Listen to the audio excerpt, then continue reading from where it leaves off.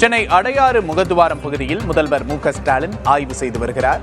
தற்போது அது தொடர்பான அண்மை செய்தியை பார்க்கிறோம். சென்னை சீனிவாசபுரம் அருகே அடையாறு கடலில் கலக்கும் முகத்வாரத்தில் முதல்வர் ஆய்வில் ஈடுபட்டிருக்கிறார்.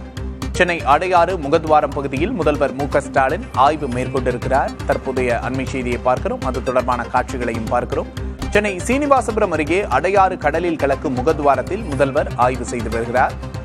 சென்னை அடையாறு முகத்வாரம் பகுதியில் முதல்வர் ஆய்வு செய்யும் காட்சிகளை பார்க்கிறோம். மக்கள் நல்வாழ்வுத்துறை அமைச்சர் மா சுப்பிரமணியன் உடன் இருக்கிறார்.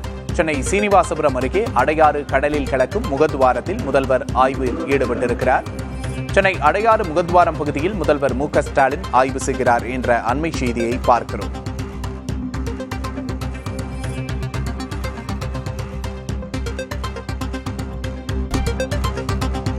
கூடுதல் விவரங்களை செய்தியாளர் ரமேஷிடம் கேட்டு பெறலாம். ரமேஷ், கூடுதல் விவரம் என்ன? கடலில் கலக்கும் முகத்துவாரமான சீனிவாசபுரம் பகுதியில் நடைபெற்று வரும் பூர்வ பணிகளை முதலமைச்சர் ஸ்டாலின் சற்று முன்பு பார்வையிட்டார். இன்று காலை இந்த பார்வையிட்டு ஆய்வு செய்து முகத்துவாரத்தை அகலப்படுத்தும் பணியினை விரைந்து முடிக்குமாறு அதிகாரிகளுக்கு முதலமைச்சர் உத்தரவிட்டிருக்கிறார். குறிப்பாக அமைச்சர் மா சுப்பிரமணியன், சட்டமன்ற உறுப்பினர் எழிலன் நாகநாதன் உள்ளிட்டோரும் இதில் உடனிருந்தார்கள். சென்னை கார்ப்பரேஷன் சார்பாக சென்னை தெற்கு வட்டார துணை ஆணையர் அப்தாப் ரசூல் உள்ளிட்டோரும் இதில் பங்கேற்றிருந்தார்கள். நீர்வளத்துறை செயற்பொறியாளர் அருண்மொழி உள்ளிட்ட உயர் அலுவலர்களும் இருந்தார்கள். அதாவது இந்த கடல்ல கலக்கக்கூடிய இடத்தில் தான் பார்த்தீங்கன்னா சொன்னால் அதிக அளவிலான மணல் சேரும். அந்த மணலை எடுக்கக்கூடிய பணிகளை தமிழக அரசுடைய நீர்வளத்துறை கவனித்து வருகிறது.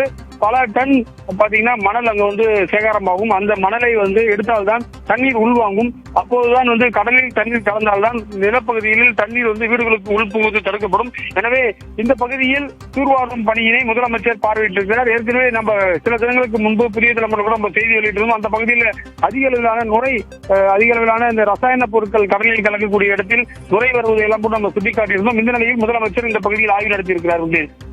விவரங்களுக்கு நன்றி ரமேஷ்.